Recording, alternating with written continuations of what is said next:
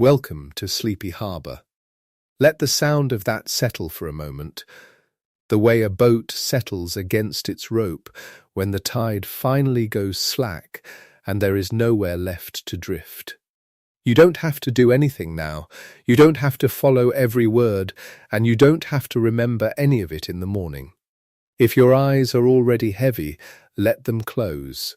If your body has found a shape it likes against the mattress, keep it. Nothing here asks anything of you. This is the hour that belongs to no one but you, the last hour before sleep, the 60 quiet minutes that a whole industry of advice has been fighting over for as long as any of us have been alive, and tonight we are going to walk into that hour slowly, one small true thing at a time, and see what actually holds up when you hold it in your hands. Because here is the strange thing about the hour before sleep. It is, without much competition, the most advice-saturated hour in modern life. More words have been spilled about these particular 60 minutes than almost any other stretch of the ordinary day. Somebody has told you to dim the lights. Somebody has told you to put down the phone. Somebody sold you a pair of glasses with amber lenses. Somebody swore by warm milk, by chamomile tea, by counting sheep, by a cool dark room, by no coffee after 2 in the afternoon, by a warm bath, by no screens in bed, by a nightcap to take the edge off. And the odd part, the part almost nobody stops to notice, is that all of this advice tends to arrive at exactly the same volume, in exactly the same confident tone, with no source attached to any of it. The warm milk is stated with the same certainty as the cool room. The counting sheep is offered with the same straight face as the caffeine. It all sounds equally true, which is precisely the problem, because it is not equally true. And tonight, if you'll let me, I'd like to slow it all down and sort it out. That is the whole quiet promise of this. Not a new list of tricks piled on top of the old ones. Not one more thing to buy or fix or feel guilty about at 11 o'clock at night. Just the old familiar advice, counted out one fact at a time, with the evidence attached to each one. So that by the end, the list is shorter than it was when we started, and truer, and finally, yours. Some of what you've been told genuinely holds up, and we'll name those and tell you why. Several things are only half true, real in a narrow way, and wildly oversold in a broad way, and we'll draw that line carefully. And at least one of the most repeated pieces of bedtime wisdom, one you have almost certainly been given by someone who loves you, turns out to be, when you look closely, essentially folklore. A comfort, maybe, a ritual, certainly, but not the thing it claims to be. And there is one reveal waiting at the far end of tonight, past all the others, and I'll be honest with you about it now, so it can sit quietly in the back of your mind while everything else unfolds. It is about your phone. You already know, or you think you know, why the phone is bad for sleep. You've heard it 1,000 times. Blue light. The screen. The colour of the glow. And that answer, the one everyone gives, is almost entirely beside the point. The real reason the phone keeps you awake has very little to do with the light at all, and by the time we get there, I think it will change the way you see the whole hour. But that's the last stop, not the first. We have a long, slow way to travel before then. So keep it in the corner of your thoughts, this small open door, the phone that keeps you awake for a reason almost nobody states correctly, and let's begin somewhere warmer. Let's begin with a bath. Imagine the water, somewhere between 40 and 42.5 degrees on the Celsius scale, which is to say properly warm. The kind of warm that turns your skin faintly pink and makes you exhale without meaning to. It's 90 minutes before you plan to sleep, or maybe a little more, maybe 2 full hours, and you lower yourself into it, and the day starts to come loose from your shoulders. This is one of the oldest pieces of sleep advice there is. Take a warm bath before bed. Your grandmother knew it. And here is the first surprising thing about tonight, the first small door I want to open. Because the reason the warm bath works is the exact opposite of what it feels like. It feels like the warmth is what makes you sleepy. It feels like you are being heated into drowsiness, the way a cat goes limp in a sunbeam. But that isn't it at all. The warm bath helps you fall asleep by making you colder, not warmer. Colder, and to understand why, you have to understand one of the quiet facts your body has been keeping from you your whole life, which is that falling asleep is not really controlled by your mind at all. It is gated by your temperature. By a single degree or so of core body heat rising and falling on a schedule older than language. Your core temperature, the warmth deep in the center of you, is not a fixed number. It drifts across the day and night in a slow tide. It's higher in the late afternoon and early evening, and then, as bedtime approaches, it begins to fall. And that falling, that gentle downward slope of core heat, is one of the signals your brain reads as permission to sleep. Sleep onset rides on the back of that cooling. When the core drops, the gate opens. When it stays stubbornly warm, the gate stays shut, and you lie there, awake, wondering what's wrong with you, when nothing is wrong with you at all, except that your body hasn't cooled yet. So here is what the warm bath actually does. When you sink into that hot water, the blood rushes toward your skin, toward the surface, out to your hands and your feet and your face. Your body is trying to shed the heat you've just poured into it. And the way it does that is by opening up the tiny vessels near the surface, flushing warm blood out to the edges of you where it can radiate away. This is called peripheral vasodilation, which is a large phrase for a simple picture. Think of it like opening all the windows of a warm house on a summer evening. The warmth doesn't vanish while you're still in the bath, of course. But then you step out. And now you're standing in the cooler air of the room, but all those little vessels near your skin are still wide open, still flushed with blood carried up from the center of you, and through those open windows the heat pours out. Your core temperature drops faster than it would have on its own. The natural evening cooling, the one that opens the gate, gets a running start. And your body reads that plunge and begins, quietly, to let you go. This isn't folklore. This is one of the ones that holds up. In 2019, a group of researchers, Haghayegh and colleagues, published a systematic review and meta-analysis in a journal called Sleep Medicine Reviews. A meta-analysis, if the word is new to you, is a study of studies. A way of pooling many separate experiments together to see what the whole weight of the evidence says, rather than trusting any single trial on its own. It's one of the strongest kinds of evidence we have, precisely because it doesn't lean on one result. These researchers screened more than 5,000 studies to find the ones that were done well enough to trust. And when they pooled what those studies found, the picture was clear. A warm bath or shower, taken 1 to 2 hours before bed, helped people fall asleep faster. On average, about 10 minutes faster. 10 minutes of lying there, awake, simply erased, not by heating you, but by helping you cool. 10 minutes may not sound like much when you say it plainly, but think of it from the inside, from where you actually live, lying in the dark with your thoughts circling. 10 fewer minutes of that. 10 minutes shaved off the loneliest part of the night, the part where you're the only one awake and the ceiling has nothing new to offer. And notice the timing, because the timing is the whole trick.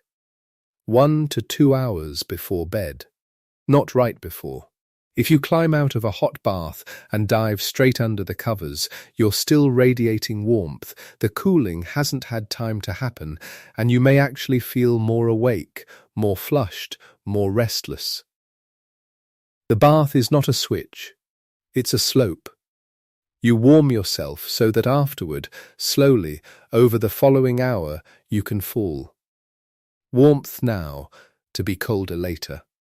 That's the shape of it. And it's the first clean example of the thing this whole hour keeps teaching, which is that the truth about sleep is often the reverse of the feeling. Now let that image stay with you, the open windows, the heat pouring out, the slow fall into the cool. And let me tell you something else about the evening that also runs backward from where most people put it. Because the second true thing tonight is not about a bath. It's about a cup of coffee you probably drank hours ago and have already forgotten. You've heard the rule, no coffee after 2 in the afternoon. Or maybe it was noon, or 3, depending on who was telling you. There's always a number, always an hour, a hard line drawn across the clock face, after which coffee becomes forbidden. And that rule is not exactly wrong, but it's built on a misunderstanding, and once you see the real mechanism underneath it, the arbitrary hour dissolves and something far more useful takes its place. Because caffeine doesn't care what time it is. Caffeine only cares about one thing, and that thing is arithmetic. Here is the number that actually matters. Caffeine has a half-life in a healthy adult of roughly 5 hours, around 5, sometimes as few as 3, sometimes as many as 6 or 7, depending on who you are. A half-life is a beautiful, patient kind of measurement, and it's worth sitting with for a moment, because once you understand it, you'll never think about your afternoon coffee the same way again. The half-life is the time it takes your body to clear away exactly half of what's in you. Not all of it, half. And then, over the next stretch of the same length, half of what's left. And then half of that. It's a slow, unhurried disappearance, like a tide going out over a wide, flat beach, each retreat smaller than the last, the water never quite gone. So let's do the arithmetic together, slowly, the way you'd count something out on your fingers in the dark. Say you have a coffee at 4 in the afternoon. An ordinary one, nothing heroic, about 200 milligrams of caffeine, which is a fairly standard cup. You drink it, you feel a little sharper, you go on with your evening, and you don't think about it again. But your body is thinking about it. At 4 o'clock, you have 200 milligrams circulating in you. 5 hours later, around 9 in the evening, when you might be starting to think about winding down, half of it is gone. Which means half of it is still there. 100 milligrams. That's not a trace. That's not a rounding error. 100 milligrams is more or less a fresh cup of coffee, still awake in your bloodstream, still doing its quiet work, at the exact moment you're hoping to feel sleepy. And it doesn't stop there. 5 more hours, and half of that is gone again. So near midnight, as you lie in bed, there are still around 50 milligrams of that 4 o'clock coffee moving through you. A quarter of the original cup, still there, hours after you'd stopped even thinking about it. That's why the fixed hour never quite worked. 2 in the afternoon is meaningless on its own. What matters is the size of the dose and the number of hours between the cup and the pillow, and you can run that calculation backward from your bedtime instead of forward from some arbitrary cutoff. If you want to be genuinely clear of it, you count back from when you want to sleep, not forward from lunch. And this isn't guesswork either.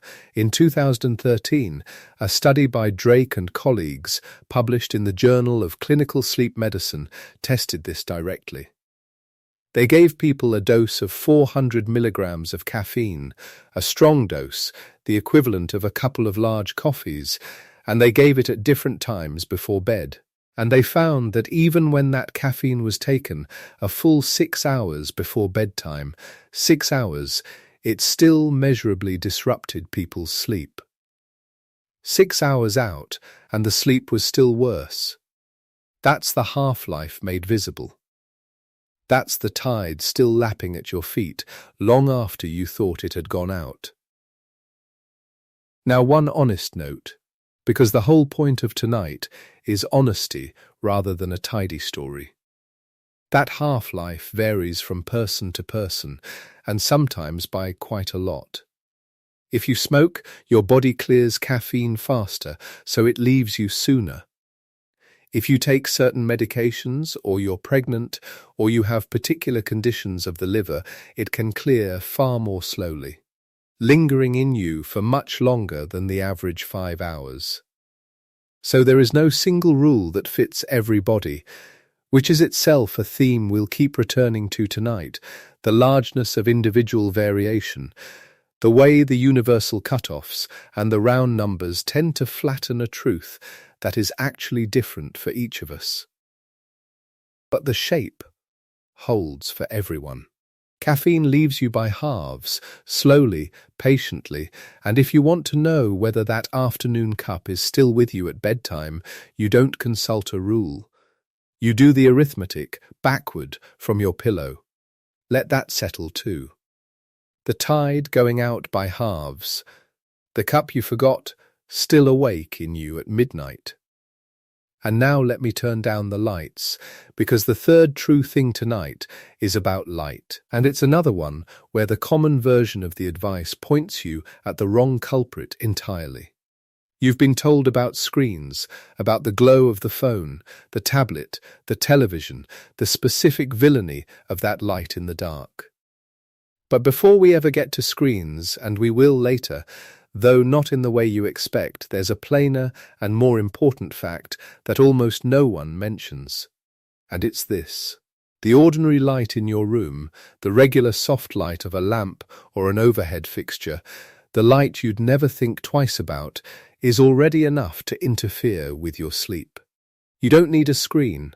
You don't need anything blue or bright or electronic held close to your face, just the room. Just the light you're sitting in right now, quite possibly, as you listen.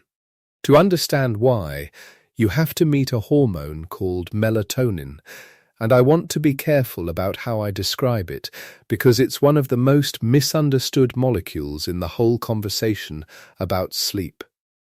Melatonin is not a sedative. It is not a chemical that knocks you out. It's better to think of it as a signal, a messenger your brain releases into the dark to tell the rest of your body that night has come. It's the body's way of announcing the arrival of darkness, a hormone of timing rather than a hormone of sleep itself. And the moment it begins to rise in the evening even has its own name among the researchers who study it. They call it the dim light melatonin onset, the point at which, in dim conditions, the tide of melatonin starts to come in. It's one of the most reliable markers we have of where your internal clock actually is, the true beginning of your body's biological night. And here is the tender, vulnerable thing about that signal. It is exquisitely sensitive to light. Because the whole point of melatonin is to mark the dark, your brain will not release it if it thinks the sun is still up. And your brain decides whether the sun is up by reading the light that falls on your eyes through a special set of cells in the retina. Cells that aren't really about seeing at all, in the ordinary sense. Most of the cells in your eye exist to build a picture of the world, to give you shapes and faces and colour. But there is another, quieter population of cells back there, discovered relatively recently, called intrinsically photosensitive retinal ganglion cells, which is an enormous phrase, so let me just call them what they are, which is light meters. They don't see pictures.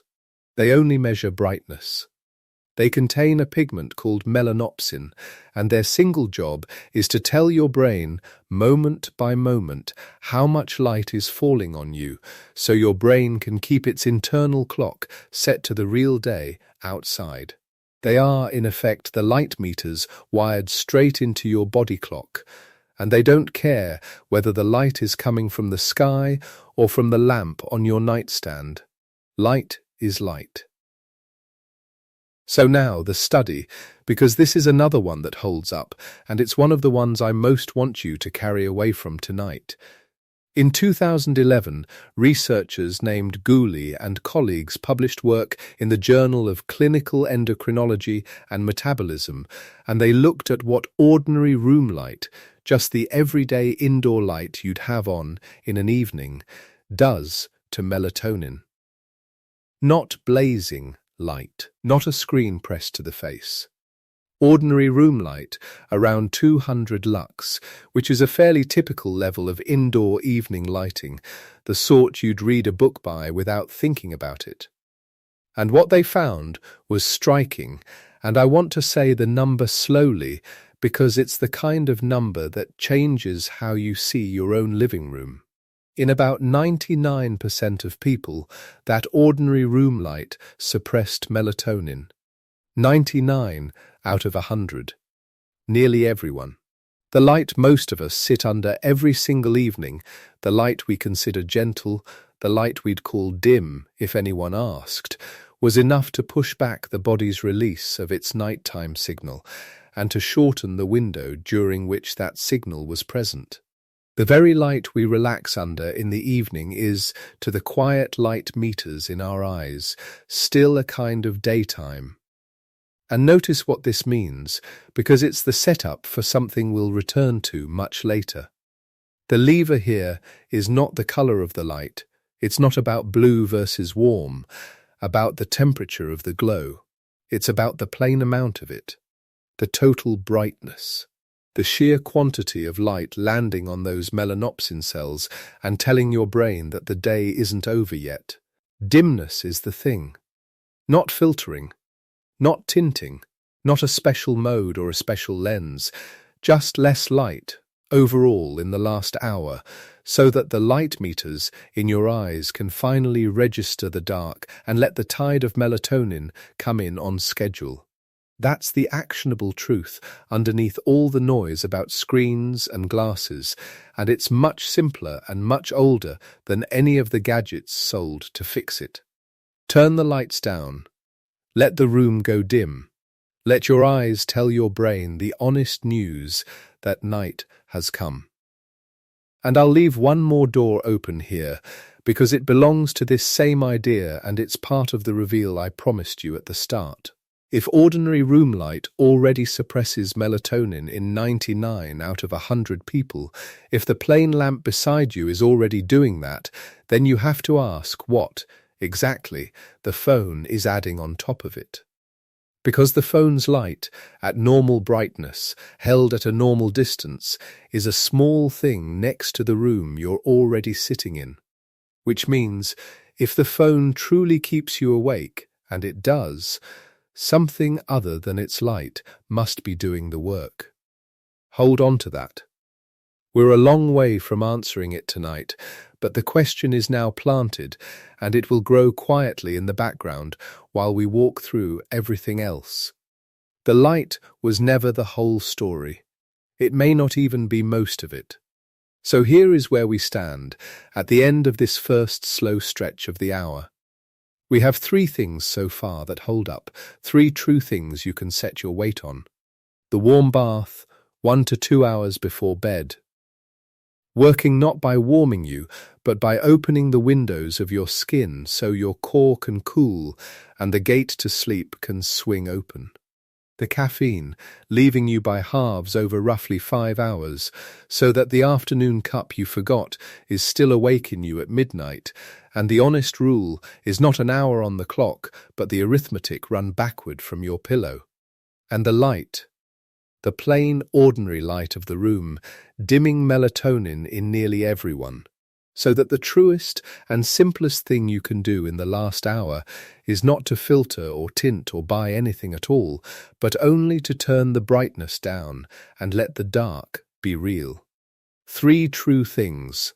And already the list is doing what I promised it would do, which is get shorter and sharper as the evidence gets attached, because none of these 3 is the thing you were most loudly told.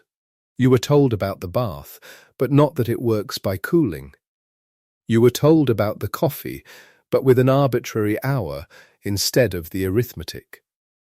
You were told about the light, but pointed at the screen and its colour instead of at the plain brightness of the room.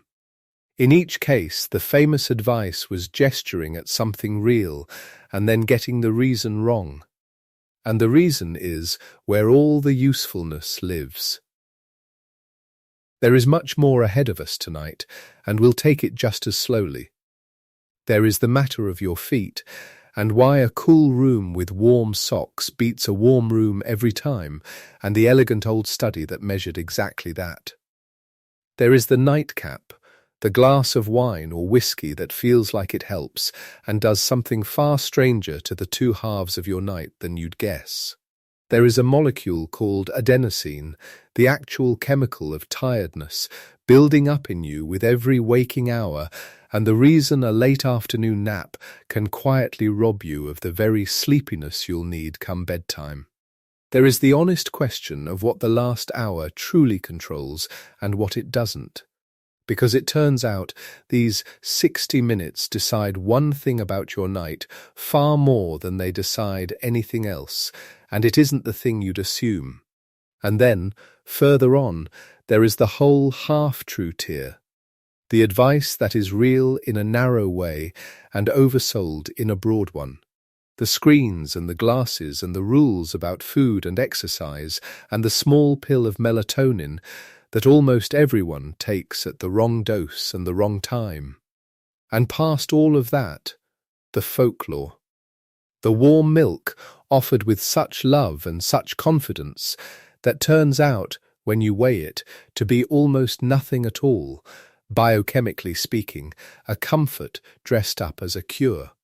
The counting of sheep, which is not merely useless, but, in the one careful experiment that ever tested it directly, actively worse than doing nothing clever at all.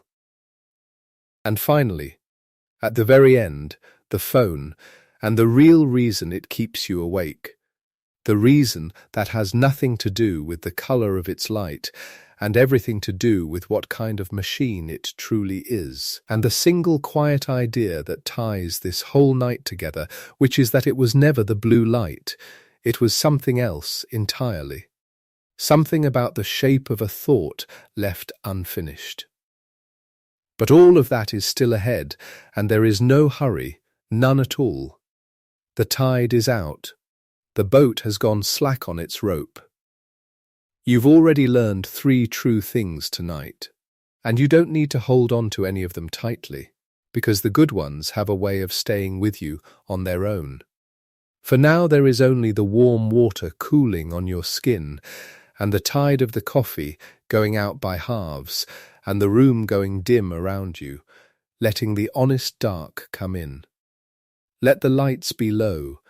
Let the warmth of the day pour out through the open windows of you. And let's keep walking, slowly, into the rest of the hour. The 4th fact is one that most of the advice forgets entirely, tucked away beneath the louder claims about light and food and pills, and yet it turns out to be the one most directly wired to the physiology of falling asleep. The one where the mechanism is cleanest and the evidence oldest and the practical guidance almost embarrassingly simple. It has to do with temperature. Not the temperature of the bath you have already drawn and stepped out of, the bath that was doing its quiet work of cooling you from the outside in, drawing blood to the surface and letting it pour your heat into the air. That was one piece. This is another piece, and it fits against the first one the way 2 halves of a key fit into each other. The fact is this: A cool room, somewhere near 18 degrees Celsius, 65 degrees Fahrenheit, with warm feet, will get you to sleep faster than almost any trick in the cupboard. Not because it is comfortable, though it often is. Not because the cold air feels crisp and honest against the skin, but because of something that was measured and documented in a landmark study published in the journal Nature in 1999 by a researcher named Kurt Crucci and his colleagues. And what they found has never really been overturned, only quietly confirmed and expanded on in the years since. What Crucci and his team were tracking was the relationship between skin temperature and the time it took a person to fall asleep, not the temperature of the room. Not the temperature inside the body, what is called core body temperature, the deep internal reading that the body protects with tremendous care. What they were measuring was the temperature of the skin at the extremities, the hands, the feet, and comparing it to the skin temperature closer to the trunk, the chest, the belly. The difference between those two readings, between the warm center and the cooler edges, is called the distal proximal skin temperature gradient, which is a clinical phrase for something your body does naturally every night as it gets ready to sleep, without any help from you if things are going well. Here is what happens. As the brain begins to prepare for sleep, it sends a signal to the blood vessels in the hands and the feet and the outer surfaces of the skin, telling them to open, to dilate, to let more blood through. Blood flowing to the extremities carries heat with it, heat from the core, and when that blood reaches the surface of the skin, the capillaries there release that heat into the surrounding air.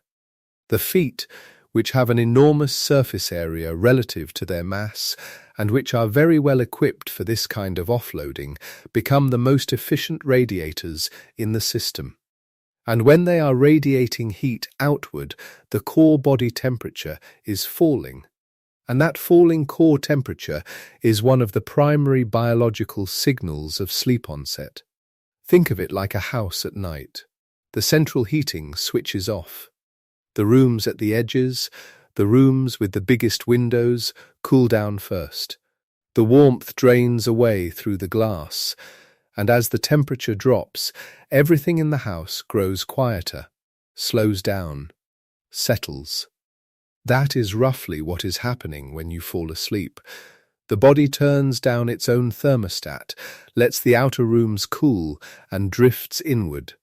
What Crucci measured was the degree of that gradient, the difference between the warm center and the cooling edges, and found that it was the best single physiological predictor of how quickly a person fell asleep. Not their subjective sleepiness, not the hour on the clock, not whether they had eaten or how tired they reported feeling. The gradient. The wider it was, the faster they dropped off. And the practical consequence of this is both simple and slightly counterintuitive in the same way the bath was counterintuitive.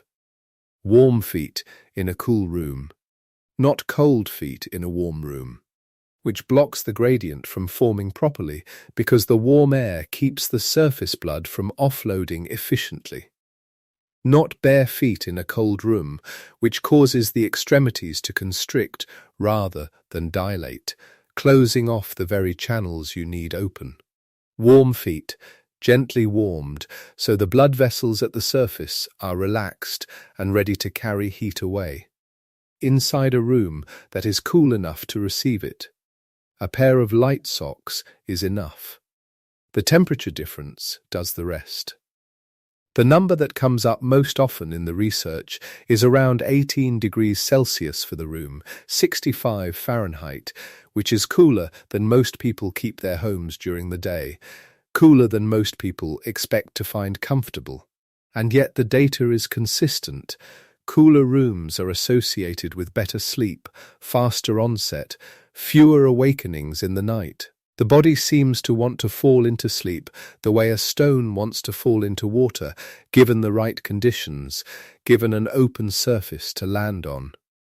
The cool room is the open surface. The warm feet are the permission. There is something comforting about this, something almost generous in the way the physiology is arranged. You do not need a particular supplement or a particular schedule or a particular set of conditions that only a few people can manage. You need a cool room, which you can make by opening a window or turning down a dial, and warm feet, which you can make with a pair of cotton socks you already own. The rest of the system runs itself. And yet there is a fifth fact that complicates the warm socks and the cool room in a way that deserves a careful telling. Because it involves something that many people bring into the hour before sleep with the best intentions. Something that has been offered as a remedy for centuries. Something that genuinely does help with one part of the night and genuinely does damage to another. And the reason most people do not notice the damage is that they are asleep when it happens. Alcohol, the nightcap. The glass of wine before bed that seems to ease the transition, to soften the edge of the day, to let you tip over into sleep more quickly and more quietly. And here is the honest thing about it, the thing the research actually shows, which is not a simple verdict in either direction, but something more complicated and more interesting than a simple verdict usually is. A review published in 2013 in the journal Alcoholism, Clinical and Experimental Research by a team led by Irshad Ebrahim examined 20 separate studies on the effects of alcohol on sleep across a range of doses, from low to high. And what they found was a pattern that is consistent enough to be called reliable. A pattern that runs in two distinct halves, which is why researchers describe it as a biphasic effect, bi meaning two, phasic meaning having phases, a thing that works in two different directions across two different portions of the same night.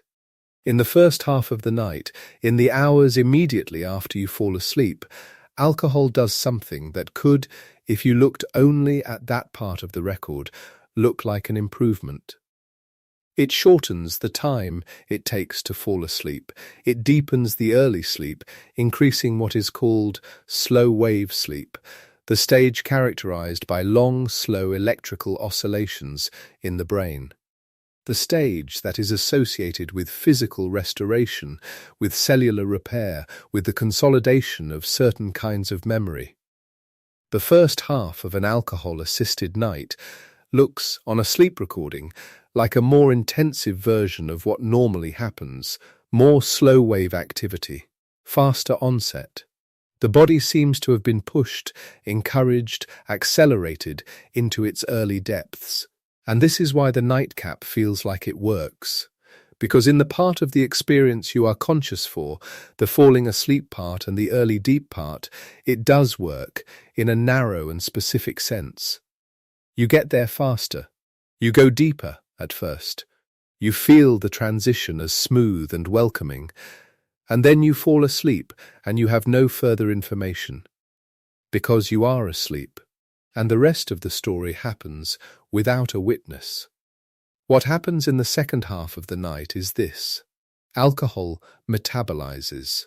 The liver breaks it down at a rate that is more or less constant, regardless of how much you drank, clearing the system at roughly 1 standard drink per hour, and as it clears, the pharmacological effects that were pushing the sleep in one direction begin to lift. And the brain, which has been suppressing certain things under the chemical weight of the alcohol, begins to rebound. The most important thing it rebounds into is REM sleep. Rapid eye movement sleep. The stage characterized by dreaming, by the kind of brain activity that, on a recording, looks startlingly similar to wakefulness, by the loosely regulated, associatively rich. emotionally active processing that the brain does when the body is still and the eyes are moving under their closed lids. REM sleep, which was suppressed in the first half of the night by the alcohol, comes flooding back in the second half in a way that is excessive and turbulent. Not restored, but rebounded, overexpressed, which means it is not the calm cycling of ordinary sleep, but a kind of agitated pendulum swing in the opposite direction. The result is a second half of the night characterized by increased awakenings, by lighter and more fragmented sleep, by vivid or unsettling dreams, by the feeling of waking up at 3 or 4 in the morning and not being able to find the way back. Many people who drink regularly before bed are familiar with that particular waking. The early hours waking with the heart slightly raised and the mind already running, and many of them have never connected it to the thing they had 3 hours earlier, because 3 hours earlier everything felt calm.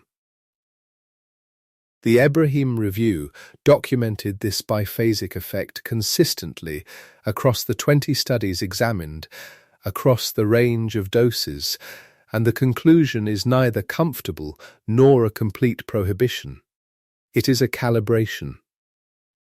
What the evidence shows is not that alcohol is neutral or that the first half's benefits offset the second half's damage.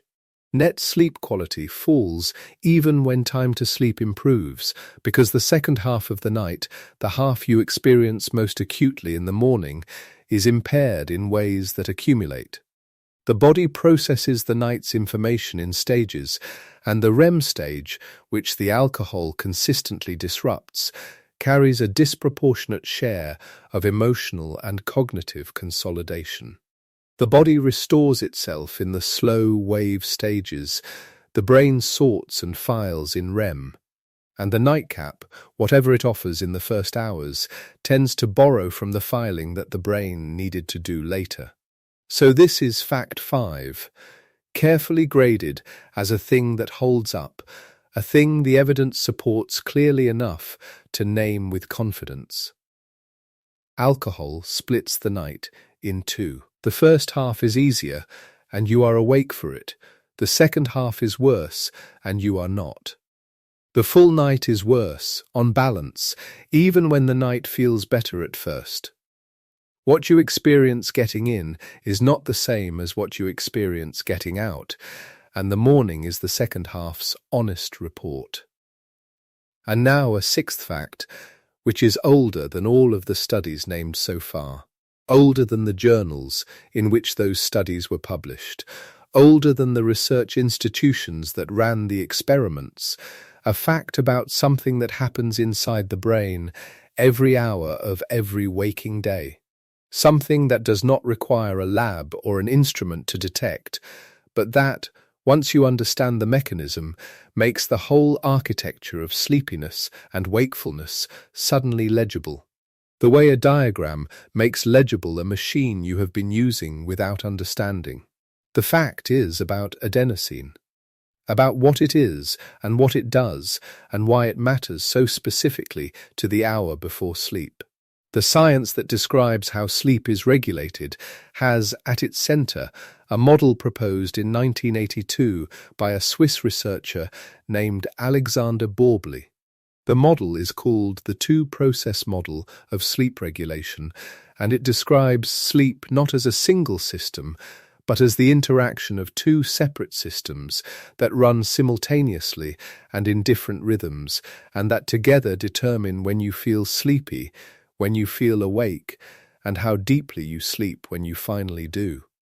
The first process is called process C. C for circadian, from the Latin for about a day, because it is the internal clock that runs on a roughly 24-hour cycle, the biological timer that tracks time independently of whether it is light or dark outside, that tells the body when to expect morning and when to expect night, that sets the schedule for cortisol and melatonin and body temperature and dozens of other rhythms without. needing to look out a window.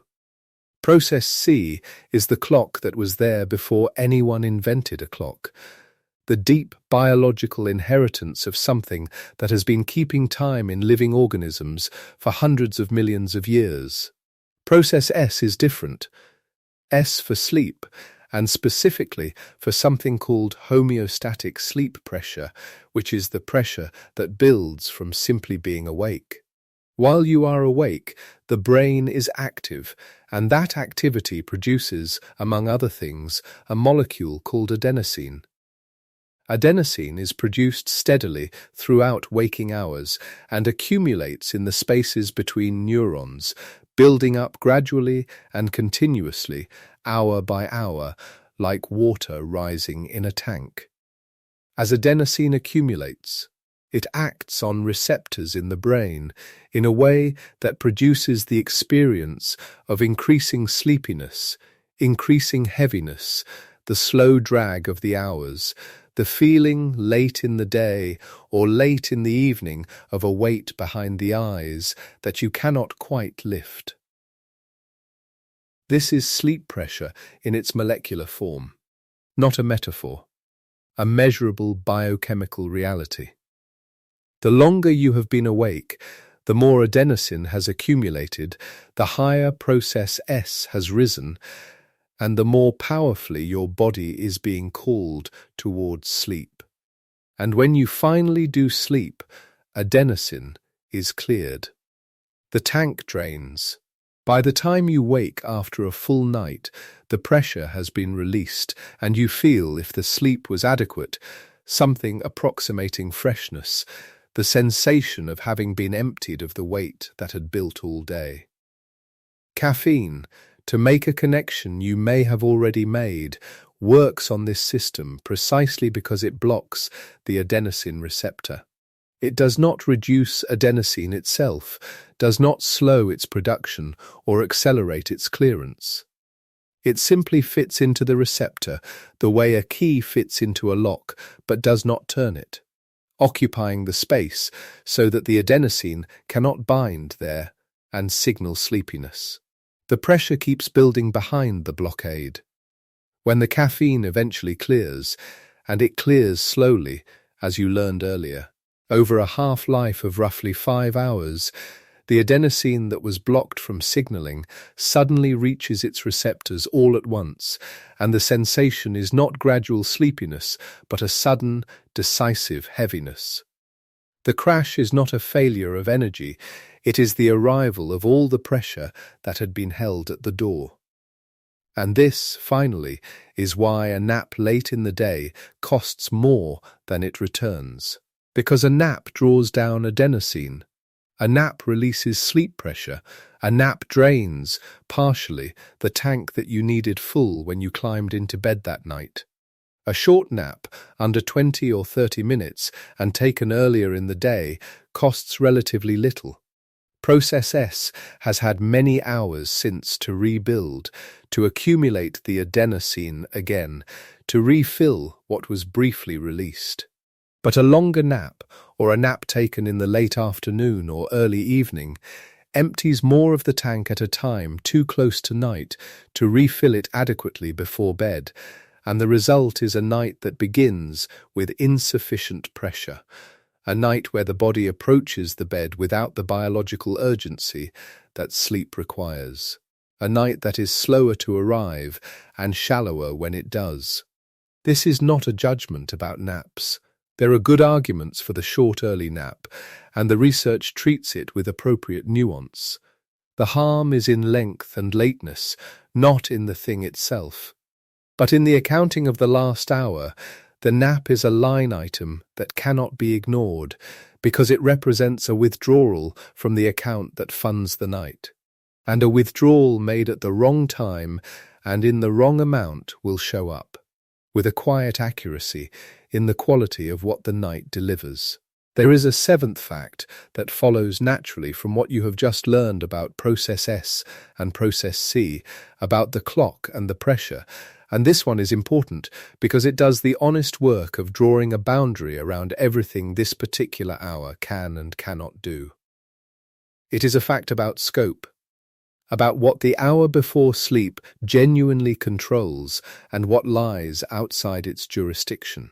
And naming that boundary clearly is part of the evidence grading that makes this particular list shorter and more useful than the standard recitation.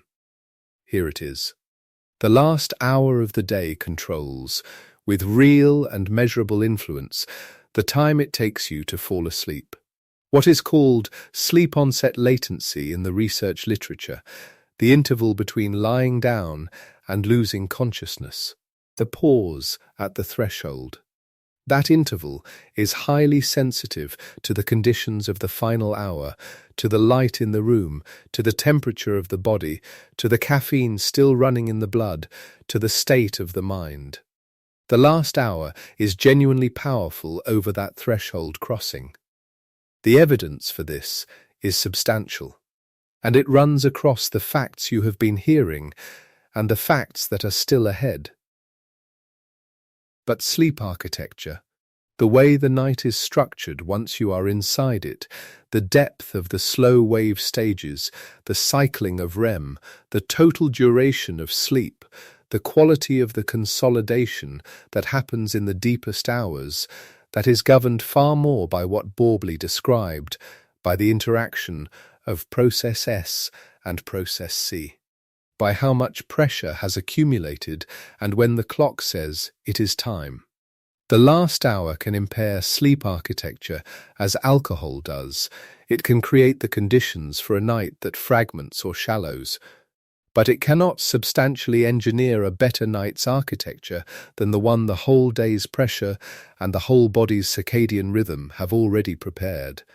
This is a fact worth holding lightly rather than setting down, because it is both a limit and a relief. A limit because it means the promises made by some of the most elaborate pre-sleep rituals overstate what any single hour can achieve. Relief because it means you are not expected to perform the entire architecture of a good night's sleep in the final 60 minutes. You are not, in this hour, assembling the night from scratch. You are approaching a gate that has been building all day, a gate that will open more smoothly or less smoothly depending on a handful of real conditions. And what you are managing is the gate, not what lies beyond it. The last hour decides how fast you cross the threshold. It does not design the country on the other side. And understanding that boundary honestly is one of the things that separates advice that is useful from advice that is simply abundant.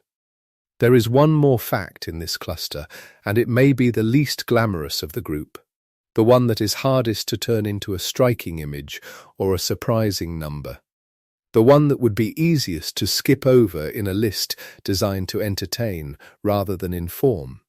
But it belongs here because it is, by the measure of the evidence, one of the most powerful things on the list, more powerful than the socks, more powerful than the bath, more powerful in its cumulative effect than any supplement or gadget or technique.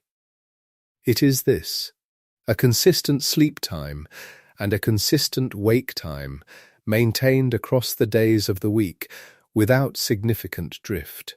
Anchor the circadian system in a way that makes everything else work better. The clock, process C, is not fixed at birth like a mechanical watch wound once and left to run. It is entrained, which means it is continuously updated, reset and reinforced by the cues it receives from the environment and from behavior, and the strongest and most reliable behavioral cue it receives is the timing of sleep and waking. A fixed wake time in particular, held constant even after a poor night or a late night, anchors the whole rhythm with a reliability that accumulates across weeks and months.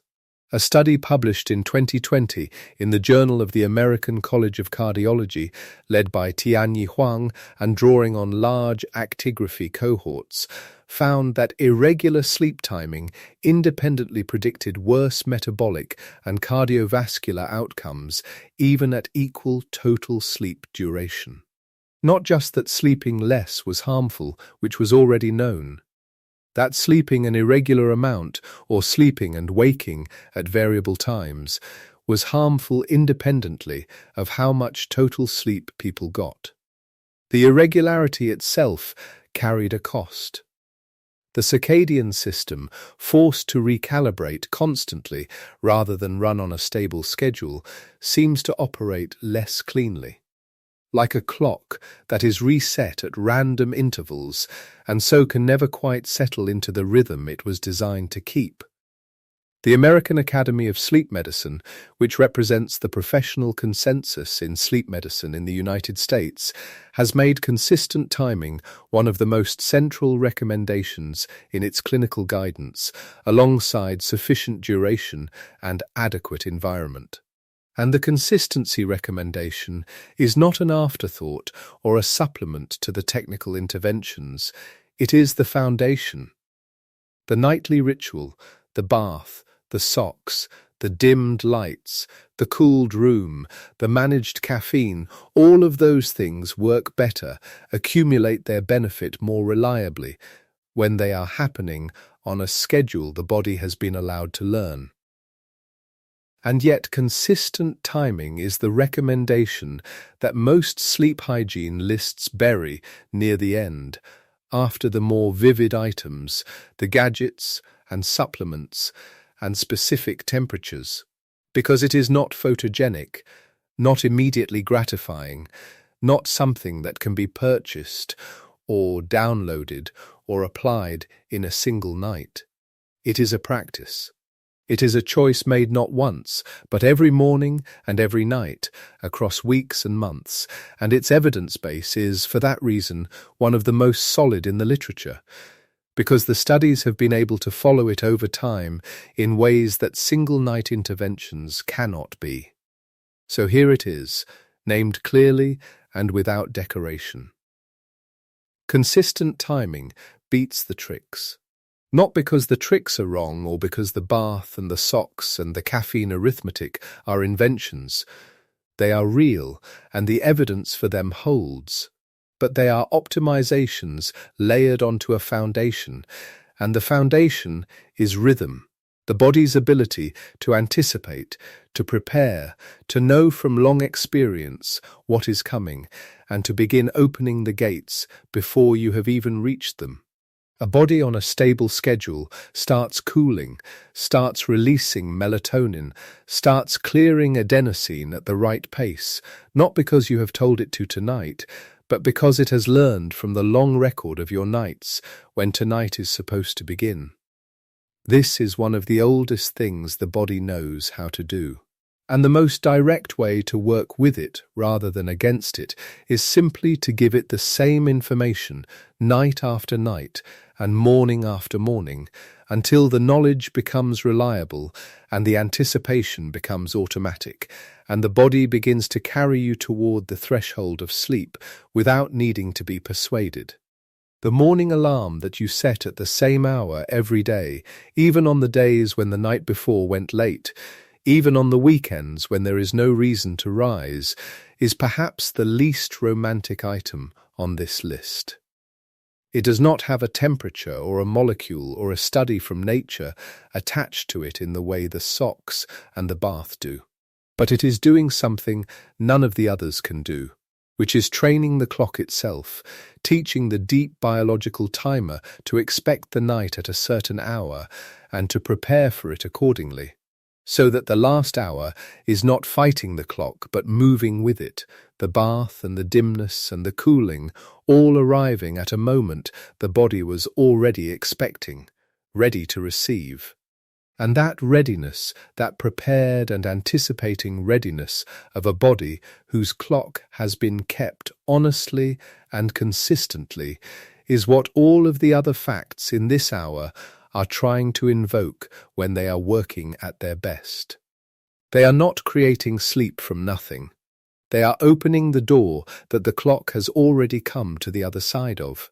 The 5 things you have just heard. The cool room and the warm feet and the gradient between them. The split night that alcohol makes of itself across the 2 halves of the dark hours. The adenosine accumulating all day and the pressure it builds.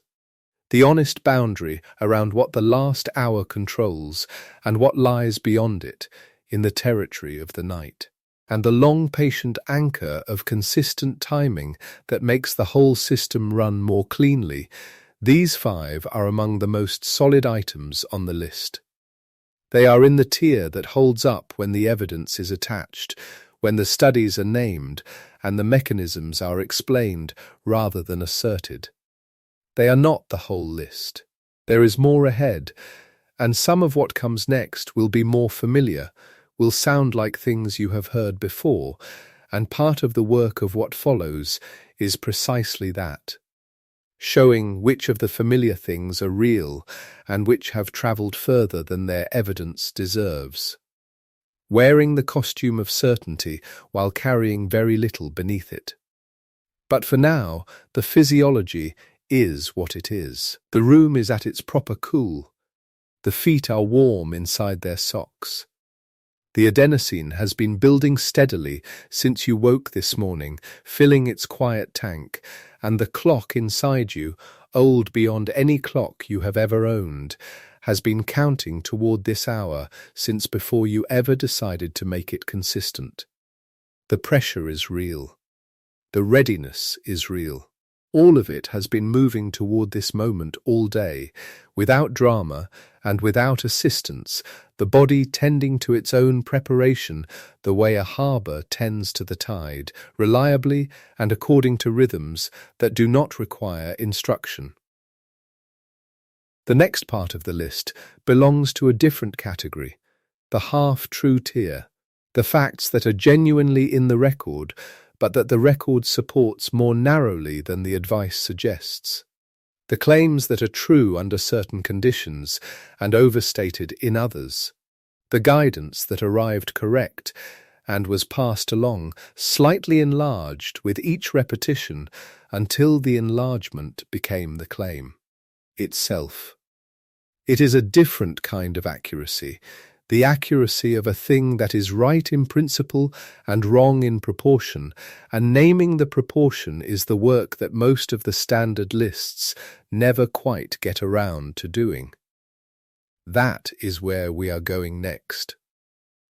Into the half-true, the carefully evidenced but carefully scoped. The things that are real in the places they are real and smaller than advertised in the places they are not. So let us move into it carefully, because the half-true tier requires a different kind of patience than the tier that came before it. The facts that hold up completely, the ones about adenosine and core temperature and the way caffeine arithmetic runs backward from the pillow. Those facts can be stated with a certain plainness because the evidence beneath them is wide and deep and replicated across many different laboratories with many different populations, and the distance between what the research shows and what the advice says is not large. You can state them and rest in them. But the half-true facts are more demanding. They ask you to hold 2 things at once, the part that is real and the part that has been enlarged in transit, and to keep those 2 parts separate without letting either collapse into the other. That is harder. It requires a steadier hand. And it is also, in its quiet way, the more interesting work, because the enlargement itself tells you something. Not just about the advice, but about the people who repeat it, and the people who receive it, and the particular kind of comfort that comes from believing a simple rule is doing more than it actually is. The first fact in this tier is the one that most people in a conversation about sleep will reach for almost automatically. because it has become, in the last decade or so, a kind of shorthand for the whole problem of modern bedtime, a single explanation that gathers up all the unease about technology and late nights and the blue glow of devices and packages it into something that feels both scientific and actionable. The claim is this: screens before bed harm your sleep because of the blue light they emit, which suppresses melatonin, which delays sleep. And the remedy is either to avoid screens or to filter out the blue wavelengths with glasses or a night mode setting. You will have heard this. You have almost certainly heard this in exactly this order, with exactly this confidence, probably more than once, possibly from a source that sounded authoritative enough to settle the question. And the truth is that the claim is not wrong.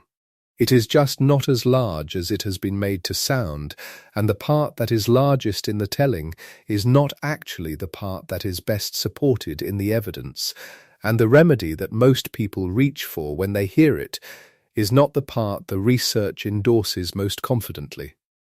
Let us go through it slowly, because this is one of the places where the calibration matters most. There is a study that is cited more often than almost any other when this claim is made. It was published in 2015 in the Proceedings of the National Academy of Sciences, and it was conducted by Anne-Marie Chang and her colleagues. The study compared two groups of people. One group read from a light-emitting electronic reader in the hours before bed. The other group read a printed paper book. The e-reader group showed melatonin suppression, and their sleep onset was delayed by roughly 10 minutes compared to the print book readers. When people cite this study, they cite it as evidence that screens are bad for sleep because of blue light. And the study does show something real. The melatonin suppression happened. The delay was measured. The light did something. But there are two things about the study that almost never make it into the summary. The first is that the participants were reading on the electronic devices for 4 hours at maximum screen brightness held close to their faces. 4 hours. Maximum brightness. This is not the way most people interact with a phone or a tablet in the hour before bed. Most people use their devices at moderate brightness for shorter periods at a greater distance. The conditions that produced the 10-minute delay in Chang and her colleagues' study are conditions that exaggerate the effect considerably beyond what a typical evening of ordinary screen use would produce. The study is real. The effect is real.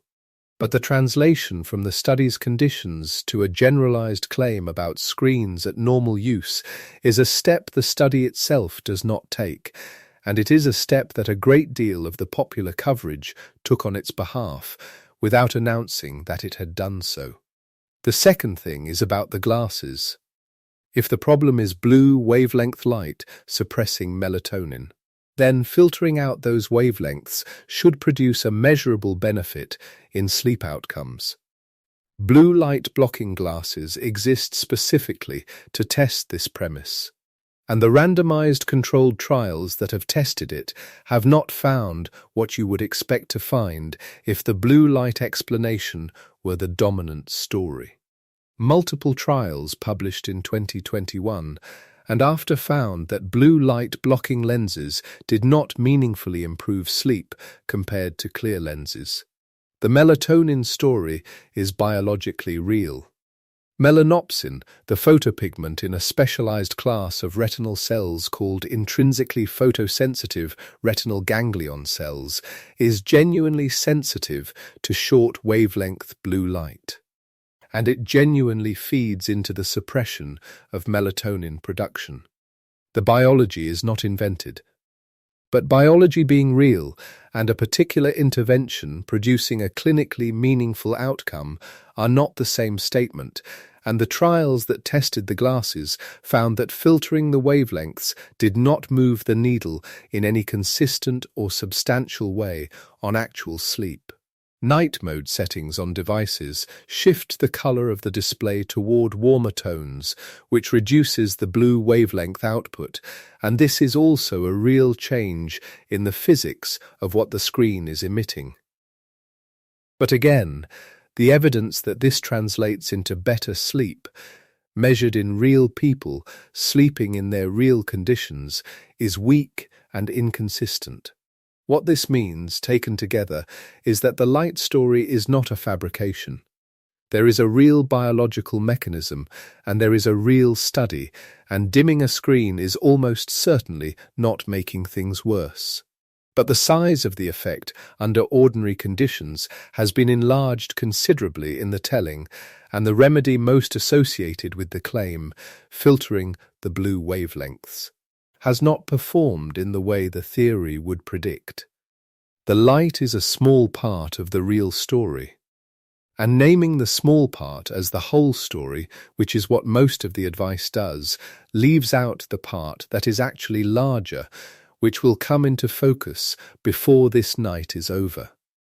For now, it is enough to say the screen is a problem, and the light is not the main reason. Those two things can both be true. They are both true. The half-true category is not the place where claims go to be dismissed. It is the place where they go to be given their actual size. There is also the matter of the glasses themselves, which deserve a moment of their own because the marketing around them moved faster than the evidence did, which is a common enough pattern that it is almost not worth noting, except that in this case, the gap between the marketing and the trials is unusually clear. The trials looked for meaningful improvements in sleep onset, sleep quality, and total sleep time.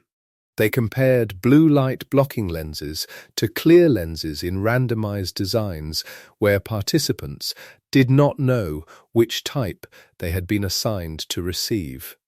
If the blue light story were as powerful as its most enthusiastic versions claim, these trials should have found a robust signal. They did not. The effect, where it appeared at all, was small and inconsistent across studies. Night mode applications tell a similar story, a real change in what the screen emits, a plausible mechanism, and a surprisingly weak showing when measured outcomes are the test. This does not mean you should throw the glasses away if you own them, or disable the night mode setting. It means you should not believe that either of those things is doing heavy lifting on your behalf. The work of falling asleep is being done by other mechanisms, and the color temperature of your screen is not among the most important of them. This matters because the blue light claim, held at full confidence, does something slightly unfortunate. It focuses attention on the photons and away from everything else the screen is doing. All the things that have nothing to do with light at any wavelength, all the things that are harder to fix with a filter or a setting because they are not physical properties of the glass, but functional properties of the device and what the device is designed to produce. Those things are coming. But first, the rest of the half-true tier. Evening exercise is the next one to examine carefully, because this is a claim that has the advantage of a certain intuitive plausibility. Exercise is stimulating. Heart rate goes up. Body temperature rises. Adrenaline moves through the system. It seems reasonable to suppose that doing all of this close to bed would leave the body in a state that is not compatible with sleep.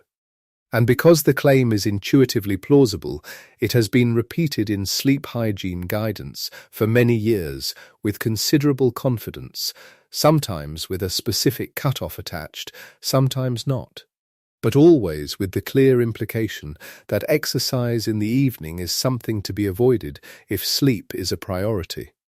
The research, when it was gathered together and examined carefully, found something more complicated. Jan Stutz and colleagues published a systematic review in Sports Medicine in 2019, and what that review found, across the studies it examined, was that evening exercise generally does not harm sleep. In fact, for many people and many types of exercise, it appears to improve sleep, or at least not to interfere with it in any measurable way. Sleep onset latency, sleep efficiency, and the amount of time spent in slow-wave sleep were, across much of the literature, not worsened by exercise in the evening hours, and in some cases were better than on non-exercise evenings. The exception, and it is real, is vigorous exercise ending within approximately 1 hour of bedtime. That is a narrower condition than the blanket ban. Vigorous exercise in the final hour before bed, the kind that elevates heart rate significantly and keeps core temperature elevated. The kind that generates real physiological arousal that takes time to dissipate, that specific condition can delay sleep onset. Not always, not in everyone. But the signal is there, and it is consistent enough to be worth respecting. The qualifier matters. So what the evidence actually supports is something more like this. Exercise earlier in the evening is fine and for many people beneficial. Moderate evening movement is not a threat to the night. A brisk walk at 7 in the evening is not the same physiological event as a hard run that ends at 10:45. The cliché absorbed a real finding, which is that very late vigorous exercise can be disruptive, and expanded it into a rule that covers all exercise at any hour of the evening. That expansion is the enlargement in transit. The real rule is about intensity and timing, not about the general category of evening movement, and stating it that precisely makes it immediately more useful.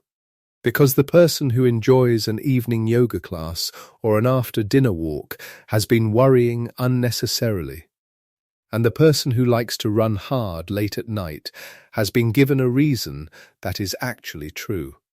The body, as always, is more specific than the rule, and respecting its specificity is more useful than following a simplified version of the rule that arrived stripped of the conditions that made it accurate. Food is another place where the half-true tier has real work to do, because the dietary advice around sleep is unusually crowded with claims that range from careful science to something much closer to intuition given a scientific costume. The broad instruction that most people have absorbed is some version of do not eat before bed, which carries inside it an implicit model of digestion as a kind of activity that is incompatible with sleep, a competing demand on the body's resources, a disturbance to the stillness that sleep requires. And there is something real here. A very large meal eaten close to bed, particularly a meal that is high in fat or that contains foods associated with acid reflux, genuinely can fragment sleep. Gastroesophageal reflux has a well-documented relationship with sleep disruption. Lying horizontal after a large meal changes the physical dynamics of the digestive system in ways that can produce discomfort and increase the likelihood of reflux events during the night. These effects are real, and they are not small. For people who are prone to them, the timing and size of the last meal is a genuinely meaningful variable. But the blanket instruction "do not eat before bed" is both too broad and not quite aimed at the right target. The relevant variables are the size of the meal, the composition of the meal, and the timing relative to sleep. And when the research looks at those variables carefully, it finds something that the blanket instruction misses entirely. A study published in the American Journal of Clinical Nutrition in 2007 by Haghayegh and colleagues examined the relationship between the glycemic index of an evening meal and sleep onset latency. The glycemic index is a measure of how quickly a carbohydrate-containing food raises blood glucose. High glycemic index foods, things like white rice, white bread, potatoes, produce a faster and larger spike in blood glucose than low glycemic index foods like lentils or most intact whole grains. Haghayegh and colleagues found that a high glycemic index meal, eaten roughly 4 hours before bed, was associated with shorter sleep onset latency. The participants fell asleep faster. The effect was real, if modest, and it was found in the opposite direction from what most sleep advice implies. Not that carbohydrates before bed are harmful, but that under certain conditions they may be mildly helpful. The mechanism is not fully settled, but the thinking involves the way a high glycemic meal affects the availability of tryptophan relative to other amino acids, which in turn may modestly influence serotonin production. Whether that is the correct mechanistic account is less certain than the observed association, and one study with a particular population and a particular design is not the same as a settled general truth. The finding is real. It is also a T2 finding, a half-true finding, which means it holds under conditions that the popular summary does not always specify. What the evidence supports, held together carefully, is something like this. A heavy, fatty, very large meal close to bedtime is worth avoiding. Not because eating before bed is inherently wrong, but because that specific combination of size and composition is associated with real disruption. A light, relatively simple carbohydrate-containing snack some hours before bed is not the enemy the blanket advice implies and may under some conditions be mildly helpful. The timing matters. The size matters. The composition matters. The instruction "do not eat" before bed collapses all of those variables into a single prohibition that is right in one corner of the parameter space and quietly wrong in another. This is the texture of the half-true tier. Each item in it contains something genuinely worth respecting, a real finding, a real mechanism, a real condition under which the claim holds. And each item has been passed through enough repetitions that the conditions have been quietly dropped and the finding has arrived at its destination larger and more certain than the evidence left it. Restoring the conditions is not pedantry. It is the difference between advice that is useful in your actual life and advice that is technically accurate but pointed at someone else's situation.